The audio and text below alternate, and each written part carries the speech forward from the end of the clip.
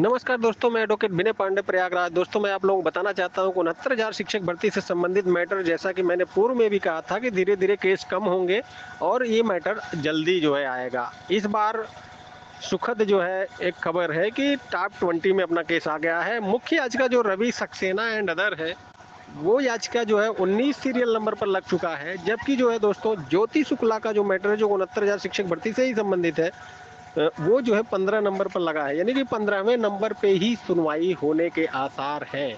तो निश्चित रूप से दोस्तों, पूरी तैयारी होनी चाहिए सभी लोगों की, ये केस जल्दी सुना जाए। फिलहाल तो जो काज लिस्ट पे मैं नज़र देख रहा हूँ, उसमें देखने पे ये पता चलता है कि फर्स्ट नंबर पर एक सिविल अपील लगी है, जो कि काफ़ी पुरानी है, 2020 की सिविल अपील है। और ये जो है सिविल अपील दोस्तों, चूँकि इसमें नेशनल इंश्योरेंस कंपनी का कोई मैटर है और काफ़ी पुराना मैटर है, तो इस पर मुझे लगता है कि टाइम लगेगा।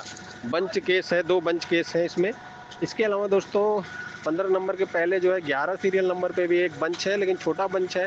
12 सीरियल नंबर पर एक बड़ा बंच है, शिक्षा विभाग का ही, क्योंकि गरिमा प्रसाद जो है उसमें सीनियर एडवोकेट स्टेट की तरफ से, स्टेट ऑफ उत्तर प्रदेश की तरफ से पीआर है उसमें।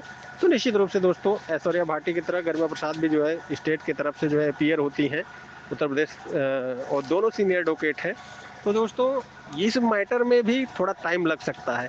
मैं आपको संभावनाओं, जो हमारा एक्सपीरियंस होता है उस आधार पे जो बताता हूँ, इससे जो है बस एक अंदाज़ा आप लगा सकते हैं।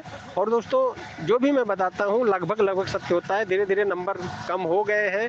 15 सीरियल नंबर पे ज्योति शुक्ला लगा है, 19 सीरियल नंबर पर रवि सक्सेना एंड बंच लगा है, लेकिन दोस्तों 15 नंबर पे ही पूरा मैटर सुना जा सकता है। तो दोस्तों, निश्चित रूप से 12वां सीरियल नंबर और पहला सीरियल नंबर पे थोड़ा सा मुझे लगता है कि टाइम लग सकता है। बाकी तो और लगभग स्थितियां सही हैं।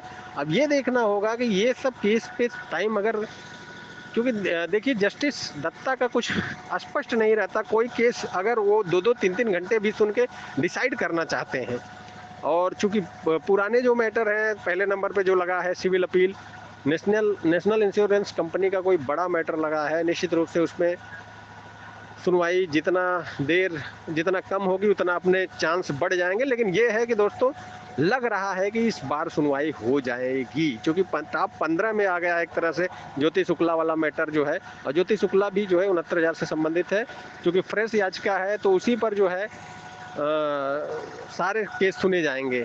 रवि सक्सेना एंड बंच जो है वो भी, और ये भी। तो फिलहाल तो दोस्तों, संभावनाएं अच्छी नज़र आ रही हैं सारे लोगों को, जितने भी पैरोकार हैं। इस केस को देखिए जल्दी से जल्दी डिसाइड हो जाए इस पर, क्योंकि इसके बिना ना तो उत्तर कुंजी कंटेम्प्ट डिसाइड हो पा रहा है, ना तो दोस्तों ईडब्ल्यूएस का मैटर डिसाइड हो पा रहा है, ना तो जो है कोई भी 69,000 की संबंधित मैटर डिसाइड हो पा रहा है। इसके अलावा दोस्तों, बेसिक शिक्षा विभाग का भी जो है कुछ भी भर्तियां नहीं हो पा रही हैं, सिर्फ यही डिसाइड करने के लिए कि स्टेट लेवल की मेरिट लगेगी आगे चलकर कि जिले लेवल की। तो जिला लेवल की अगर तय होगी तो जो भर्तियां हैं सब सेफ हो जाएंगी। स्टेट लेवल की लगेगी तो कहीं ना कहीं जो है आरक्षण वालों की जीत भी होगी इसमें, चूंकि उनको कुछ पद मिल सकते हैं। लेकिन जो है दोस्तों, अब ये तो तय होगा कब क्या करना, मतलब जस्टिस तय करते हैं। फिलहाल तो दोस्तों, इस बार 4 मार्च को सुनवाई के पूरे आसार लग रहे हैं। बस यही जो 2-3 बंच जो पहले लगे हैं, उस पर ईश्वर से मनाएं कि ज़्यादा टाइम न लगे। दोस्तों, चूंकि मैं संभावनाओं पर जो है आपको बताता हूं, तो लगभग लगभग हमारी बातें 95% सत्य होती हैं। आप ये ना सोचिए, क्योंकि देखिए, जस्टिस तो मैं हूं नहीं। जस्टिस किसी मैटर पर अगर लंबा सुन जाते हैं, जैसे पिछली बार जैसे हुआ था, 33 और 43 नंबर पे उन्होंने सुना था। 33 नंबर काफ़ी लंबा सुन लिए, क्योंकि मुकुल रोहतगी इस पर जो है बहस कर रहे थे 1.5-2 घंटा। इसकी वजह से, हालांकि अपना 27 नंबर पर जो था वो सुना, मतलब नंबर आ गया था, 10 मिनट रह गया था, इस वजह से सुनवाई नहीं हो पाई, क्योंकि 10 मिनट में ये मैटर डिसाइड नहीं होता। और निश्चित रूप से दोस्तों, अब जो है जिस तरह से सीरियल नंबर टॉप 20 के अंदर आया है, टॉप 15 में, यानी 15 पे आ गया है ज्योति शुक्ला का, निश्चित रूप से सुनवाई के आसार बढ़े हैं। अब सिर्फ 2 केस ऐसे हैं जिनमें टाइम ज़्यादा लग सकता है इसके पहले वाले, और उसमें टाइम नहीं लगा, तो ये अपना मैटर हो सकता है कि 1 बजे के पहले भी आ जाए, या फिर अगर जो है 1 बजे के पहले नहीं आता है तो लंच के बाद आने की संभावनाएं 99% रहेंगी। तो धन्यवाद दोस्तों, मैं एडवोकेट विनय पांडे प्रयागराज। बाकी उस दिन की सीक्वेंस को भी देखने के बाद आपको 10:30 बजे बताऊंगा, क्योंकि जज साहब सीक्वेंस में तय करते हैं। कुछ अहम केस होते हैं जो मेंशनिंग होते हैं कि इस केस को हम पहले सुनेंगे, और वो हो सकता है कि टाइम ज़्यादा ले रहे हों।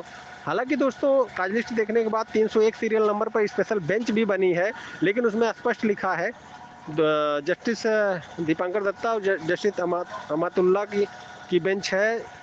और चूंकि जस्टिस दीपांकर 14 में बैठ रहे हैं, जस्टिस अमातुल्ला जो है वो अमानतुल्ला ये कोर्ट नंबर 15 में 16 में बैठ रहे हैं, तो दोनों की प्रोसीडिंग ख़त्म होने के बाद जो है ये लोग बैठेंगे। लेकिन दोस्तों पिछली बार भी इस तरह था, तो वो कैंसिल हो गई थी, क्योंकि इनकी सुनवाई ख़त्म होने के बाद ही वो बैठेंगी। अब देखना है दोस्तों, फिलहाल तो संभावनाएं बढ़ी हैं, और लेकिन सबको जो है तैयारी से रखना चाहिए, क्योंकि जो है उस दिन ये केस सुनवाई के आसार प्रबल रूप से बढ़ गए हैं। धन्यवाद दोस्तों, मैं एडवोकेट विनय पांडे प्रयागराज।